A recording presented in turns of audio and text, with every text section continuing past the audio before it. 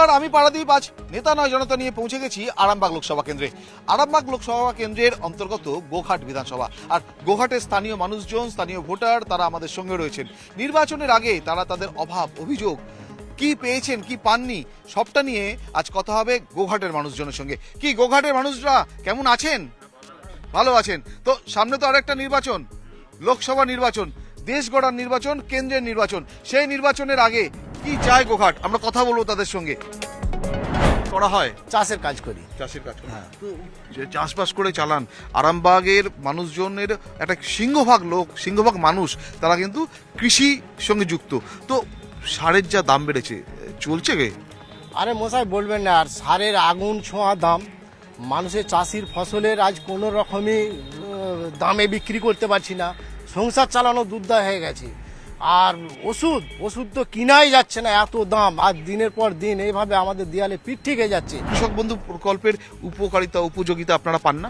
কৃষক বন্ধু প্রকল্প শুনুন, সে সীমিত 2-5টা কাউকে কি কেমন দিয়েছে, নেতাদের মধ্যে সেরকম রয়ে গেছে। কিন্তু প্রধানমন্ত্রীর যে PM কিষাণ যোজনা, সেই যোজনাটাই এখানে চালুই হয়নি। পশ্চিমবাংলার কৃষকের অবস্থা এখন মানে সেই মৃত্যুর সঙ্গে পাঞ্জা লড়ার মতন অবস্থা। দিন আনতে দিন ভরায় কোনো লাভ নেই।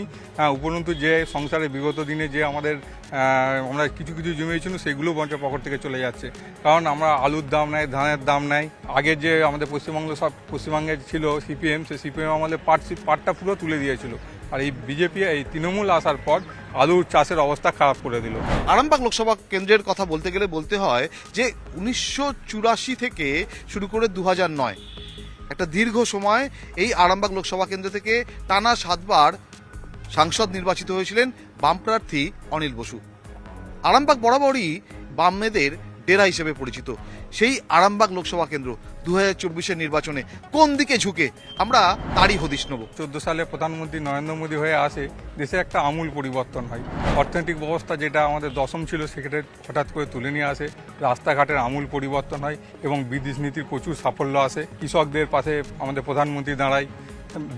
ওষুধ, যে আমাদের মানুষের জনধন ওষুধ, সেগুলো বিনামূল্যে দেওয়া হয়। কোভিডের সময় দেখেছি ভ্যাকসিন দেওয়া হয়েছে। তারপর চাল, যে আমাদের রেশন, সেই রেশন বিনামূল্যে 5 কেজি করে প্রত্যেকটা পরিবারকে দেওয়া হয়। এবং জল, বাড়ি বাড়ি জল দেওয়া হয়েছে এবং বিদ্যুৎ পৌঁছে দেওয়া হয়েছে। এই সব কথা মাথায় রেখে আমরা বিজেপিকেই চাইছি।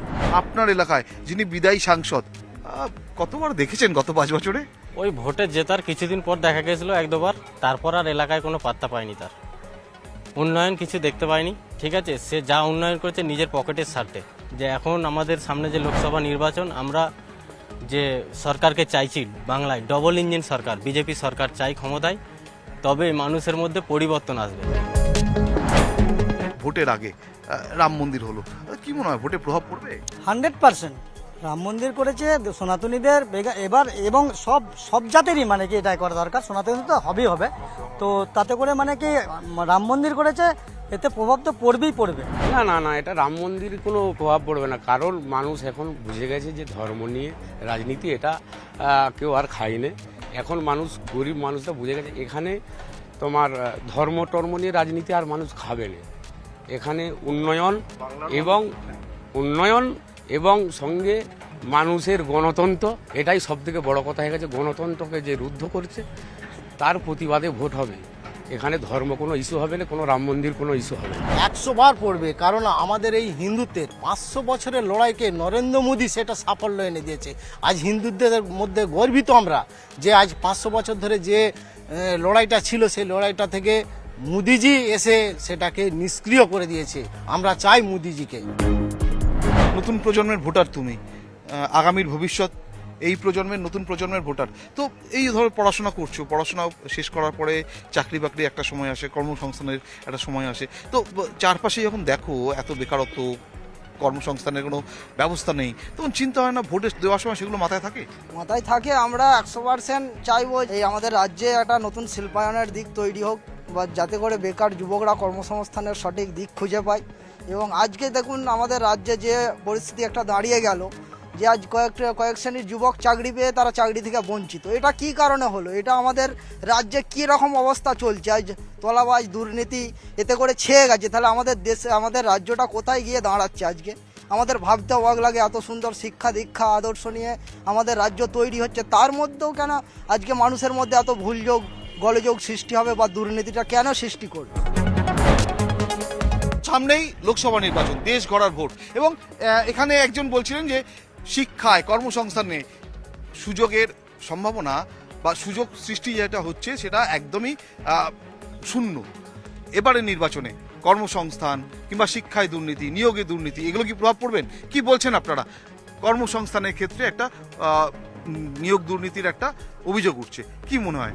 এই অভিযোগটা উঠছে, এই অভিযোগটা এর ফলে বিশেষ কিছু হবে না, কারণ এর ফলে যারা বিরোধিতা করছে ওই বিরোধিতাটা ঘুরে তাদেরই বিপক্ষে যাবে, কারণ আমরা কর্মসংস্থান দিতে পারিনি অথচ কেড়ে নিচ্ছি। এই দিকটা মানুষ বিবেচনা করবে যে কর্মসংস্থান না হওয়ার ফলে যেমন যুবকরা অসুবিধায় পড়ছে, তার থেকে বেশি কেড়ে নেওয়া হচ্ছে, এটা কিন্তু আরও মারাত্মক জিনিস। যারা যোগ্য তারা কর্মসংস্থান চায়, সেটা সবাই চায়, কিন্তু অযোগ্যরা কী করে ওই একটা এসএসসি যদি একটা শিক্ষক হয় সে কি শিক্ষা দেবে? আমরা চাই যোগ্য যার প্রকৃতপক্ষে সে চাকরিটা পাক। যারা যোগ্য তারা আজ কলকাতার গান্ধী মূর্তির পাদতলে বসে আছে, কেন তারা চাকরিটা পাচ্ছে না এবং অযোগ্য চাকরি করছে? তাহলে যোগ্যতার হারটা যারা লেখাপড়া শিখিয়ে তার ছেলেটাকে মানুষ করেছে, তাহলে এত পরিশ্রম করে সেই শিক্ষিত ছেলেটা কেন আজ গান্ধী মূর্তির পাদতলে বসে আছে? এটা জবাব আমরা চাই। যোগ্য অযোগ্য আমরা চিনব কীভাবে? তার সার্টিফিকেট, তার যে কোয়ালিফিকেশন আছে, তার মধ্য থেকে আমরা যোগ্য অযোগ্য চিনতে পারবো। কিন্তু আমরা দূর থেকে যোগ্য অযোগ্য যে প্রশ্নটা করছি, সেটা তো কোর্ট আছে, আদালত আছে, তারা যোগ্য অযোগ্যকে তারা তো সেখানে চিহ্নিতকরণ করবে। আমরা মুখ থেকে তো এখানে বলতে পারি না কে যোগ্য কে অযোগ্য।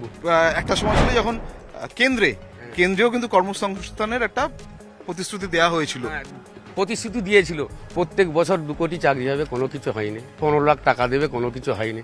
আবাস যোজনার বাড়ি দেবে, তাও হয়নি, সেও টাকা আটকে রেখেছে। এনআরজিএসের টাকা আটকে রেখেছে। 100 দিনের যে কাজের যে দুর্নীতি, সেটা আমরা বলবো কেন? আপনাদের মাধ্যমে তো আমরা দেখতে পাচ্ছি কি হারে দুর্নীতি হয়েছে। যাদের বাড়ি 1 তলা ছিল তাদের 2 তলা বা 3 তলা হয়েছে, সেটা আপনাদের আমরা ক্যামেরাতে দেখতে পেয়েছি, টিভির মাধ্যমে দেখতে পেয়েছি। সেটা কি আমরা মিথ্যে বলে প্রমাণিত হবে? সেটা তো সত্য। মোদিজি যে বলেছিলেন শিক্ষা চাকরি দেবে, সে শিক্ষা মোদিজি তো যথেষ্টভাবেই আজকে শিক্ষার মানটাকে বাড়াচ্ছে, চাকরি দেওয়ার প্রতিশ্রুতি দিয়েছে এবং ভবিষ্যৎ দিচ্ছে। কলকারখানা, আজকে সিঙ্গুরের কারখানাটা কেন তুলে নিয়ে চলে যেতে হলো? সিঙ্গুরে আজ থাকলে পারে, কারখানা থাকলে পারে, তো আমাদের পশ্চিমবাংলার কত বেকার ছেলে চাকরি আজ সেখানে করতো। 3 ফসলি জমিকে নষ্ট করে সেখানে না করে অন্যত্র যদি করতো, সেখানে তো কারো অসুবিধা থাকে না।